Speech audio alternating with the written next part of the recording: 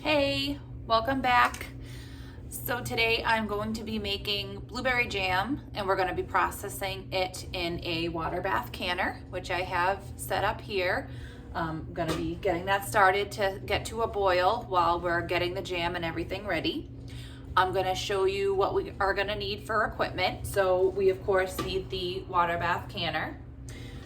We're going to need sterilized mason jars, which I have being kept warm in the oven. We need lids. We need bands to secure the lids onto the jars while they're processing. We're gonna need some sort of funnel to ladle into the jars, a jar lifter, this device which will help us check the headspace in the jar. If you watch the pressure canning video, a lot of this equipment is similar. I'm going to simmer the lids in some hot water once we're a little bit closer. So this little device has a magnet on the bottom, so I don't have to stick my hand in hot water. Oops, I got a two for one there. We can pick it up out of here with this and then place it on the jar. We also need some measuring devices. We're gonna be measuring out, in this instance, lime juice, so I need a liquid measuring cup, and we also need some dry ingredient measuring cups to measure out the blueberries and the sugar that's gonna go into the jam. We're also gonna be adding some lime zest, so we need limes, a zester of some sort, and of course, we need the blueberries. These ones I actually just picked this morning. I'm very excited. All the blueberries going into this jam were grown here in our yard, and this is the first year that I've ever been able to do that. Our blueberry bushes are doing great, so I'm really excited to have 100%, well, it's not the limes. The limes weren't grown here, but 100% blueberries grown here into the jam. It's gonna be really fun. So I believe we need a pan to cook the jam in. I am very blessed to have this beautiful jam pan. You do not need a fancy pan like this. You can use any type of non-reactive type of pan. Don't use anything non-stick, Teflon, don't use any of that. So you wanna use like a heavy bottom stainless steel pan, or if you're lucky and have a beautiful jam pan, you can use that. So that is, I believe, all that we're gonna need. We will need a ladle to ladle the jam in and a spoon to stir it, but this is all our basic equipment.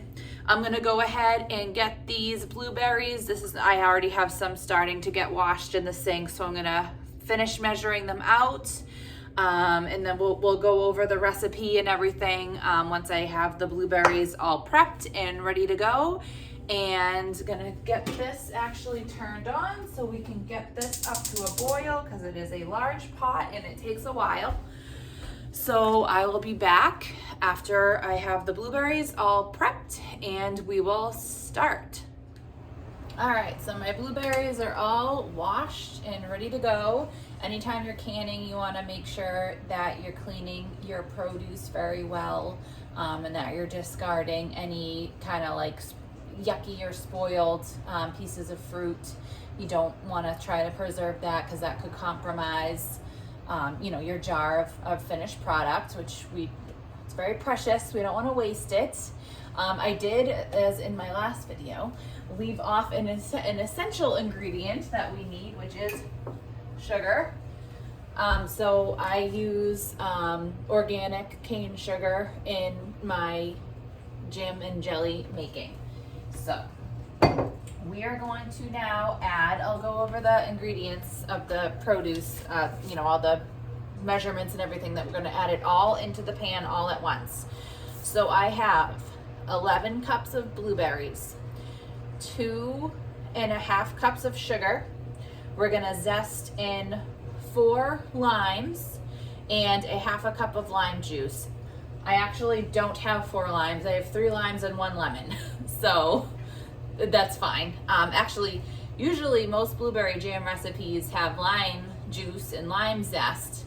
I'm sorry, lemon juice and lemon zest. This particular one that I really enjoy uses lime juice and lime zest.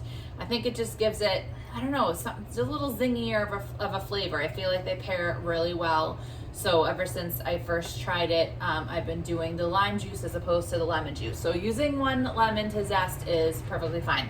Or if you prefer, you can use the same measurements, the same, you know, the half a cup, the 4 citrus fruits to zest in of lemon if you don't want to use lime, or if you can't find limes or whatever. But I like it with the lime. I think it's really good.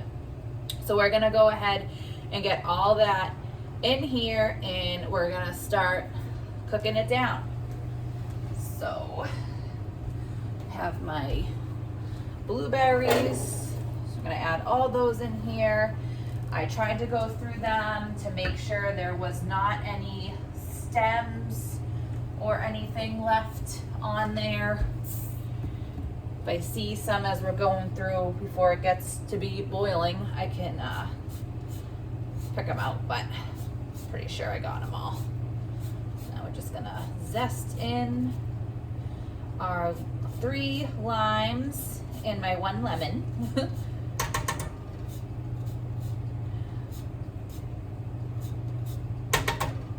Actually have like 4 limes, key limes growing on a tree outside. If they were a little bigger, I might have been able to make it work with just the limes, but it is still pretty small. This is the first year that plant has produced any fruit. I keep it in where I'm in New England, so they don't grow, you know, I can't leave it outside all year. So I had it inside, of course, in the winter, and it started to flower, and I hand pollinated it with like a little paintbrush, and lo and behold, I have little baby limes. It's pretty fun.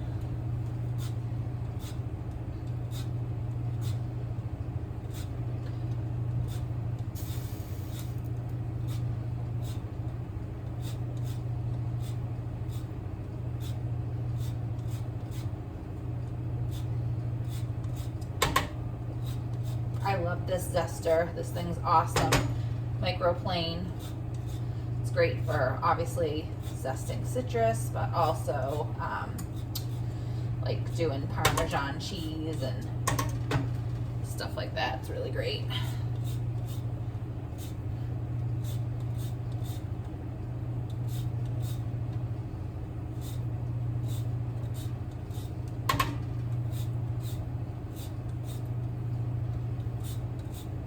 And when you're zesting, you just want to get the very top layer of the citrus. You don't want to get too much into that white pith because that's bitter. You just want the very top part where the citrus flavor is. And then we're going to measure half a cup of lime juice.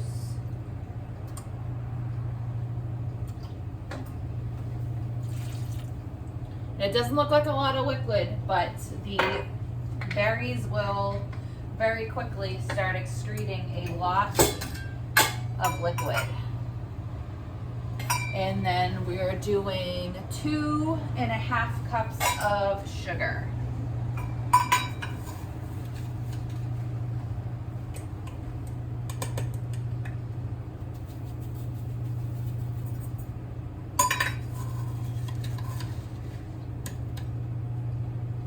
It does kind of seem like a lot of sugar, but I mean, it's jam, you know. You're not eating a ton of it when you're having some. And I wouldn't say it's a health food. But the sugar helps, it'll keep good in the fridge when you open it with all this sugar. It also helps it set up. No pectin or anything goes in here. We don't need it. So that's it. That's all of our ingredients for the actual jam. Now we're going to turn this on. Get it all stirred in here.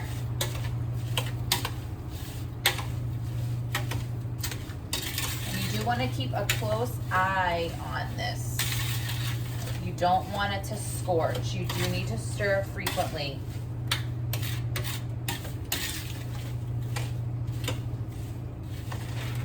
This is my jam spoon.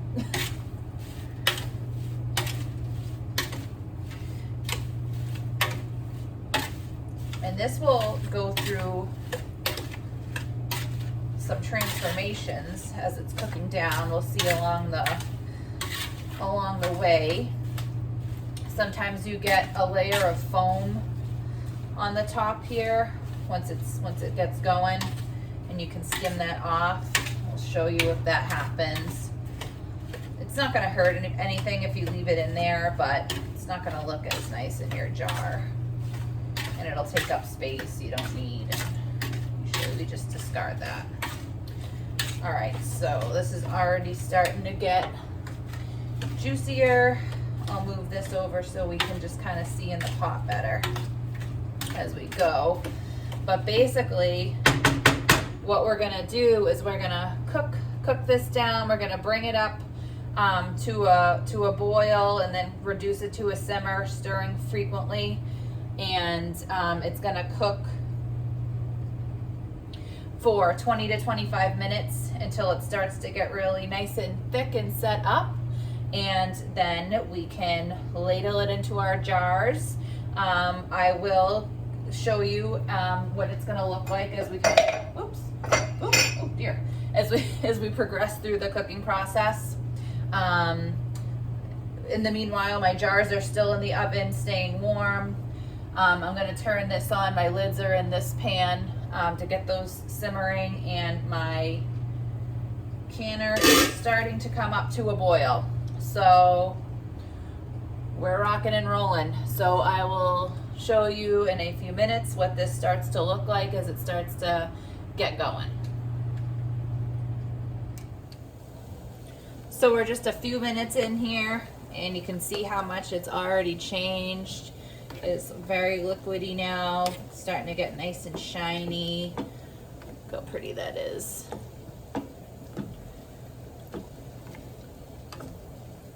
It's almost it's getting up here to a boil.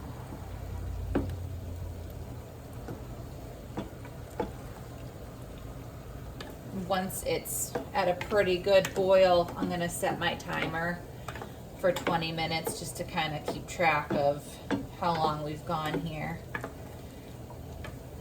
But you can, tell how loose and everything it is right now. As we start to get it cooked down, it'll start to thicken up, and it won't just run off the spoon like that.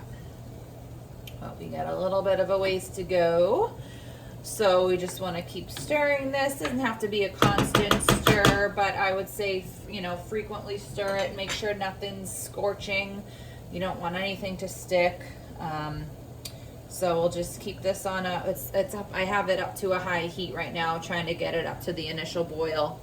Unfortunately, my stovetop, it's not as big as I would like. It's difficult to fit this pan and this pan at the same time, so this isn't really 100% on the burner. So it'll take a little bit, but we can see we're starting to get there. So we'll check back in a few minutes and we'll see where we're at. All right, so we're boiling. A few minutes later, see how much it's really starting to change now. It smells really good already, and it's getting to be this beautiful color. Now it's even more liquidy than it was before. So now that we've reached this full boil here, I'm gonna set my timer for 20 minutes. Oops, not 2 hours. So that I know when to start checking it, really looking at it to see if we're getting set up or not. If you can it when it's not fully set, it'll just be, runny. This isn't like a super thick jam in general, but it is, it's spreadable. You want it to, well, for me, I want to be able to, put it on a piece of bread and have it stay on there and not run all off. If for some reason you do cook a jam or a jelly and it doesn't completely set, you can take it out and try to cook it down longer and process it again if you would like. Or you can just say it's a sauce and you can put it over ice cream, put it over maybe like some angel food cake, you know, pancakes. Oops, someone's calling me. I think it's my sister. All right, so it's been about 10 minutes now, so we're about halfway through, maybe a little less, of cooking this down. And you can see again how much it keeps transforming. It's getting a little thicker, deeper color, starting to get concentrated, smells really good. If you lean in, you get like a little blueberry jam face mask going on. So yeah, at this point, I'm kind of stirring it constantly. I don't want to have any scorched spots. I don't want it to start sticking.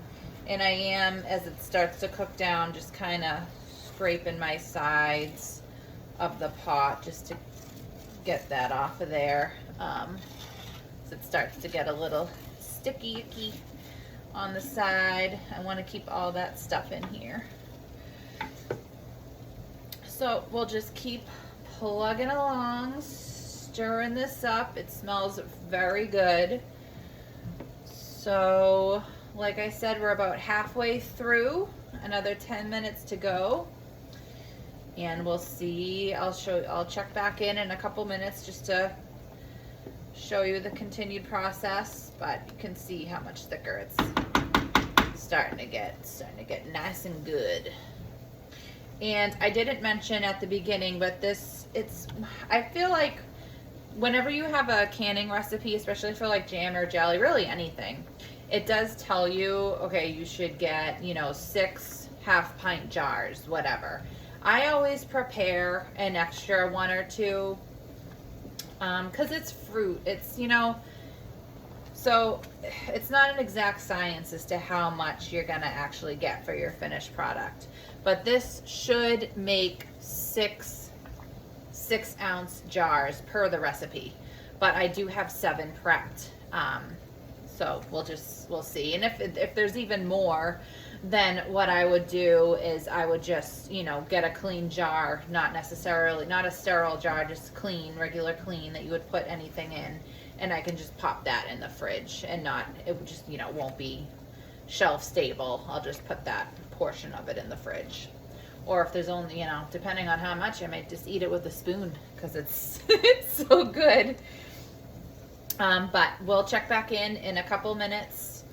Just keep constantly stirring here, and we'll keep plugging along with the jam here.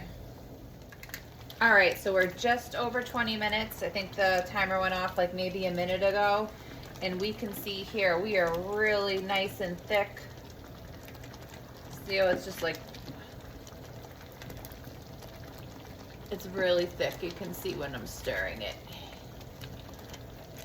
Very thick, really concentrated. You can see from my line where I started how far it's cooked down too. And it smells so good, guys. So I'm going to take this off the heat. I've gotten my jars out of the oven. I just placed them on the counter over there. I'm gonna turn this off the heat. I know I mentioned if we have to scrape any or skim any foam off. We do not. Obviously, you can see there's not any foam. So that's good. So I'm going to go ahead. I have some hot mats down on the counter. So I'm gonna pop this over there, and then we're gonna get it into the jars. All right, so here we go. I got my jam here. I got my hot jars. I have my funnel, and I have a ladle, and I'm gonna start filling my jars. Now we do want to be very careful because everything is extremely hot. This is boiling liquid. We do not want that on us. It will not be pleasant. And the jars are hot. Everything's very hot. So just be careful. We want to have a 1/4 inch of head space for the jam. My clothes are dry. So we can measure that with this little device if you watch the pressure canning video. So you want to find the line that it says a 1/4 inch, line that up so I can actually fit a teensy bit more into this jar. So when you line the 1/4 inch on the top of the jar, you want your filling to be right at that level.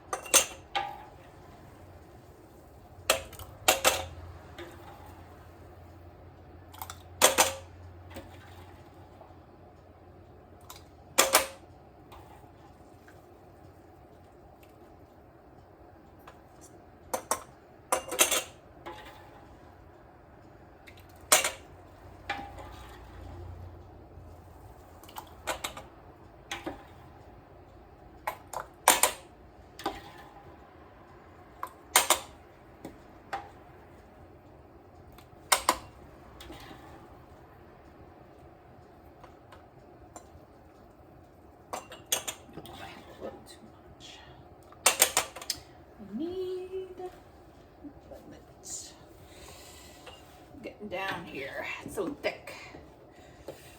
The nice thing about this pan is it's has a lot of surface area, so it helps cook everything down nice and quickly and evenly, but it can be difficult to get the stuff out at the end.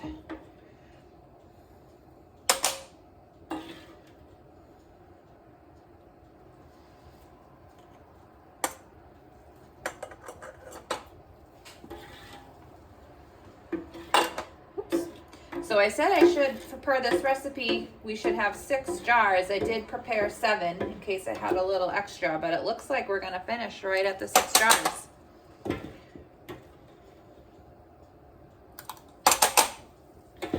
Now say you only got this last jar halfway filled. Say you ran out a little and you're not reaching the 1/4 inch head space that's recommended. I would just go ahead and pop it in the fridge, let it cool off, so you don't want the glass to break, but I wouldn't process it at that point. Sometimes that happens. It doesn't always end up perfect like it should. I'll actually get something else to get this last bit out.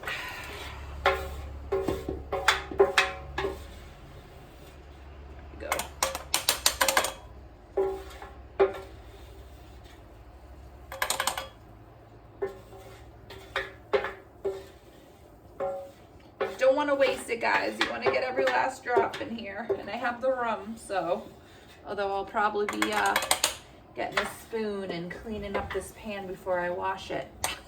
This is my reward for doing all this work. Okay, put this in here. All right, so now we have our filled jars. I know it's a little difficult to see, but on mine the tops are very messy. So I am going to, I have a moistened, just like a damp paper towel.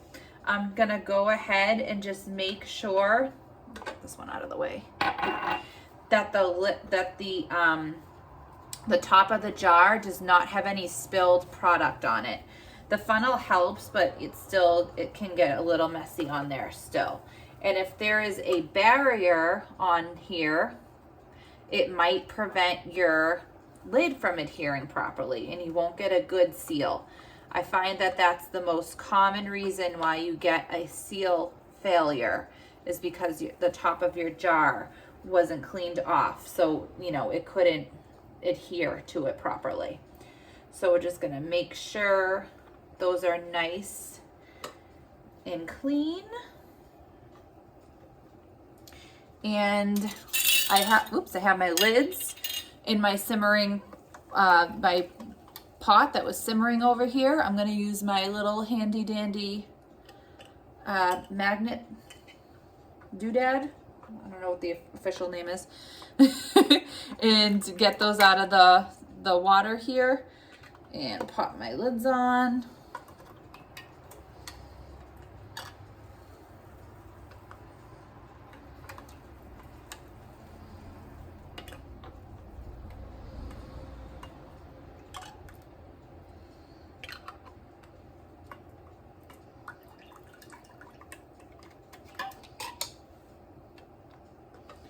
All right, and now I take the band and we want to put the bands on, and it's just finger tight. Don't crank it on.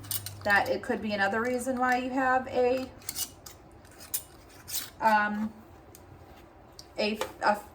seal failure, if you crank on it too tight. So just finger tightness. And then I am going to use this to put it in here because I don't want to accidentally touch the hot water. That wouldn't be good.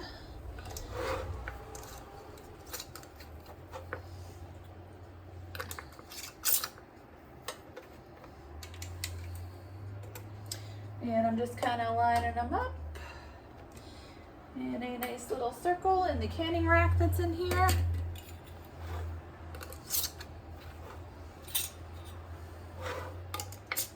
Now that was at a full boil, my canner, but when I took the lid off, it kind of went down a little bit.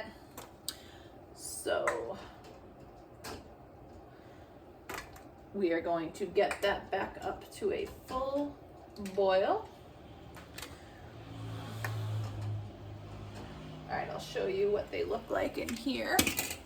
All right, so they're all lined up in my canner. I'm gonna drop this basket down.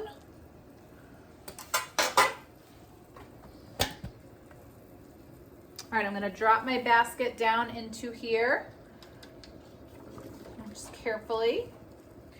And I'm gonna put the lid back on. Make sure it's up to high. It's not at a full boil right now, so I'm not gonna start my timer. I'm gonna wait till it gets back up to a rapid full boil, and then I'm gonna set my timer for 10 minutes. That's the processing time. I'm out of the frame. So once this is fully boiling again, I'm gonna set the timer for 10 minutes, and then we'll lift the rack out of the jar, leave them in there still for another 5 minutes, and then I'll take them out and put them on the counter to completely cool. So it's probably actually already boiling. Let's see. You can hear it.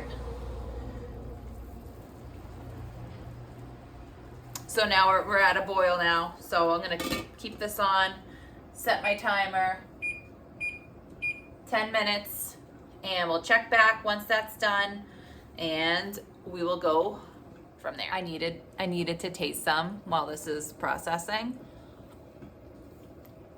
It's really good.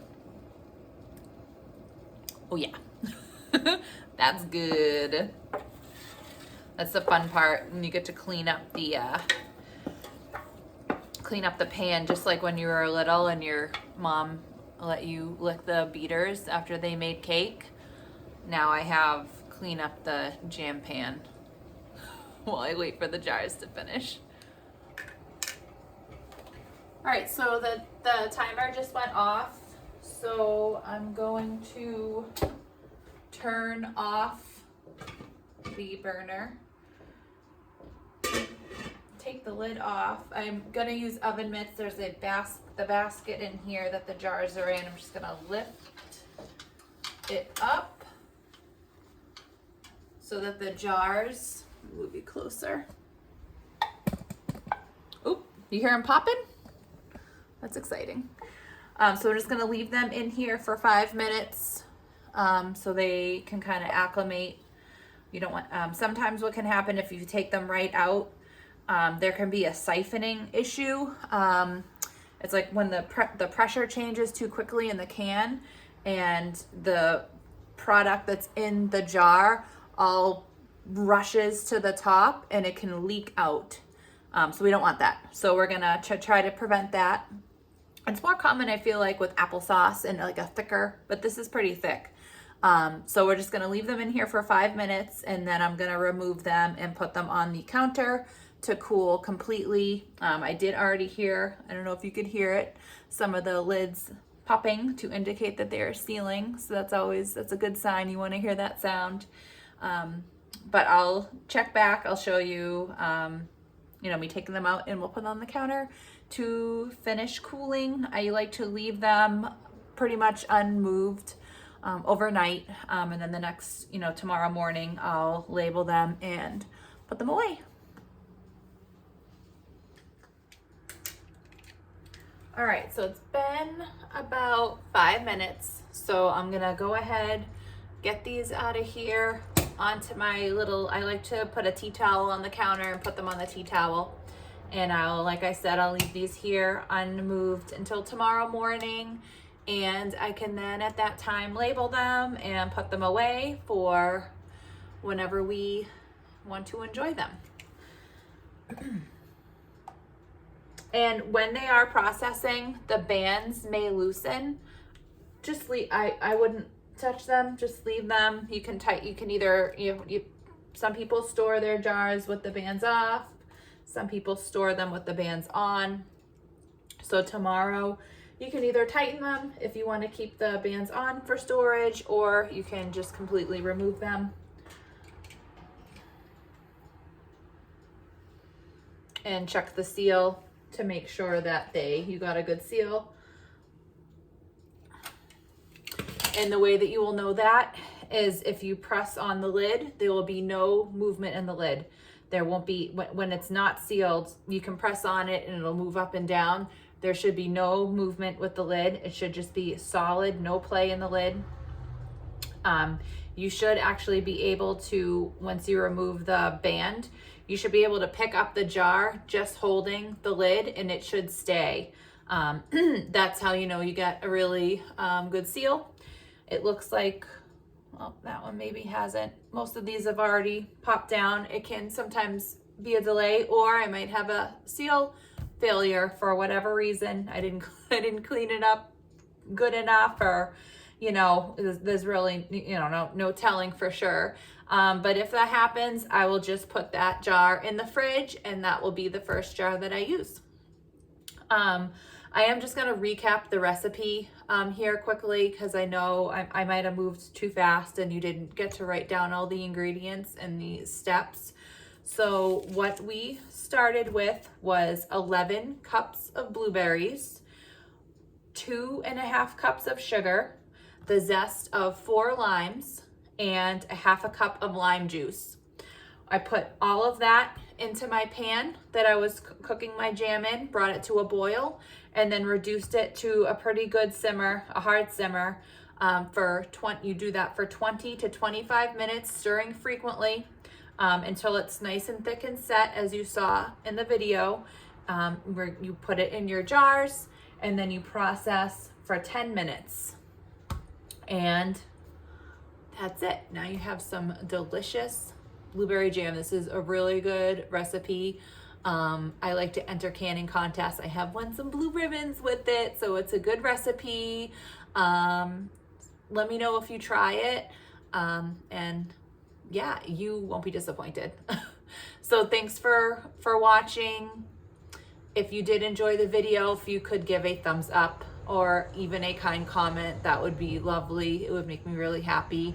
I'm just starting out on YouTube, so it's a big learning curve. It's a little intimidating recording myself doing these things. It's a lot easier when you're just doing it than when you're trying to explain as you're going. So I really appreciate you all that are watching and kind of following along. If you do enjoy and want to follow me elsewhere, I am on Instagram, Mrs. White Homemade Life. I am also the co-host of a podcast, Figuring Out Homestead Life, with my friend Allison, who runs Zig and Vine Homestead. I'm actually repping one of her shirts. She's on Instagram as well, if you want to check her out, Zig and Vine Homestead. They're great. So yeah, I hope to see you again. I do have some other videos in the works as we kind of go along the growing season and, you know, start canning and preserving other types of items. If you have a suggestion or any of that, just reach out to me and let me know. So thanks again. Bye.